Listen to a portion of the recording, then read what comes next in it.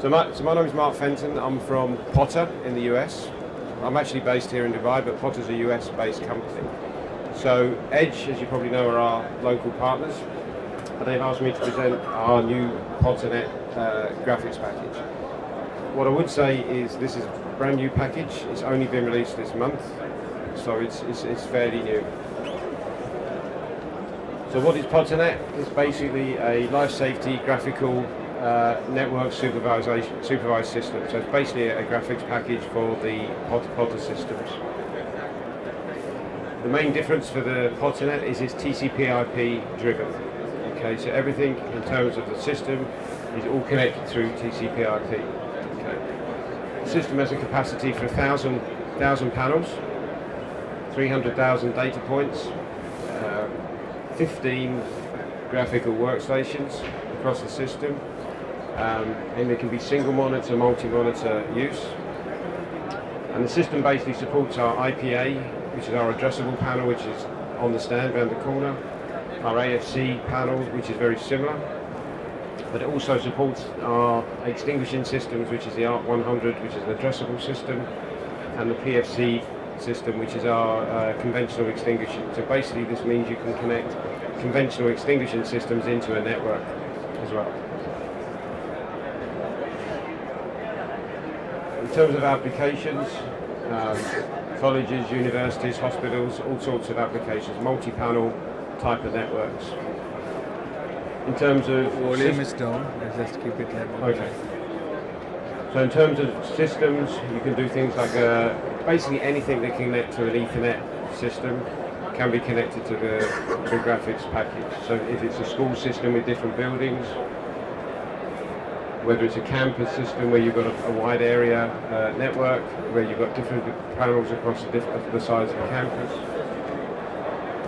or whether it's multi-site, multi-country campuses. If you have different panels in different buildings across a country, you can connect this in. All you need is the TCP/IP network, then you can connect the panel straight into the system. Okay. And again, simple systems, high-rise. If you've got a high-rise, you can just connect into the client's TCP/IP network, Ethernet network, connect the system up, and you're up and running.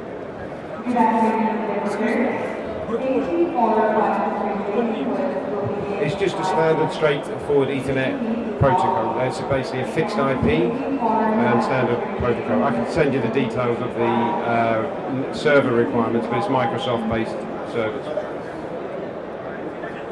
In terms of configuration, it's very simple. All you need to do is plug the Ethernet into the panel. So all the panels have an Ethernet port, and you just plug the Ethernet into the panel.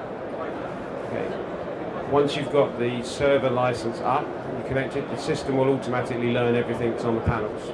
So you connect the panel, configure the software, it will auto-learn everything that's on all the panels on the system.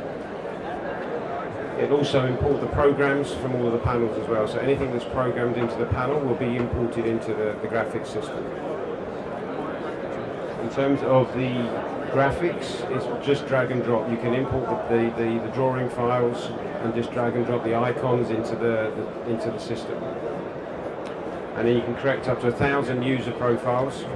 So 1,000 different users, each with different passwords, each with different access levels. So you can choose if you want a maintenance level, you want a supervisor level, you want a super user level, you can configure all of those with the different password levels. Basically, panels are connected on the Potter network, everything's over TCP/IP, so there's no additional cable required, it's just the client's TCP/IP network, if there is one, and there's no additional hardware. You take the standard Potter panel and you just connect the Ethernet straight into it. It's as simple as that. Okay. In terms of graphics, you can customize the floor plans, take any drawings, you can pan it, zoom it, whatever you want to do. It's very straightforward. Multi-monitor, so up to 15 different monitors, and you buy the licenses for the numbers of monitors that you need to use, so you can scale it up. And then the icons, basically you drop the icons, drag and drop the icons to the devices. You can choose the types of icons you want to use, and they will give you the point of incident in terms of fire or fault or whatever. The event counter, basically You can count up to take any type of event, so it'll tell you whether it's fire or it's fault or it's disabled or device missing, and all of that information. Whatever the panel tells you, this will give you. And in terms of synchronization, basically all the panels share, all the network shares all the information. So if you make a change on one panel, it will automatically update the whole network. Okay, you don't need to change anything else, it's an automatic update across the whole network. So this is just a very simple graphic. You can choose the icons in terms of the symbols. If you get a fire or a fault, the device or the icon will expand, change color, and give you a complete summary of the event and what's happening, and then you can drill down into each of those, get further information, add information. So if you want to add information about a specific device or a specific room, you can do that as part of the configuration setup. But it's very straightforward to do. In terms of commands, you can control the whole system from any graphic station, so reset, silence, acknowledge, test, fire drills can all be done from any of the stations. It's only dependent on the password, whoever's got the password access to do that. You can read all the devices, so any device you can read that, whether it's getting dirty, whether it's missing, the address number, the type of device, all that information is readily available. You can keep a history file of the last 3 million events, so years and years of data, no problem there. And then within the configuration studio, there is a configuration tool, so you can choose any types of the panel configuration files, floor plan types, JPEG, PNG files, standard device icons you can drag and drop, as I said before. So very straightforward system. And there is a system maintenance, so everything's backed up on the server. Easy configuration. As I said before, if you just connect the panels, it will automatically download all the information. And this is really just the beginning. The next step, there'll be a UL version in terms of the graphics user interface station, which will be UL listed, and then the networking, peer-to-peer networking will come with that as the next stage. So that's good. So that's basically it.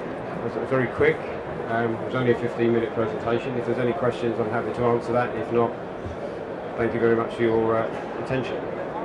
Thank you.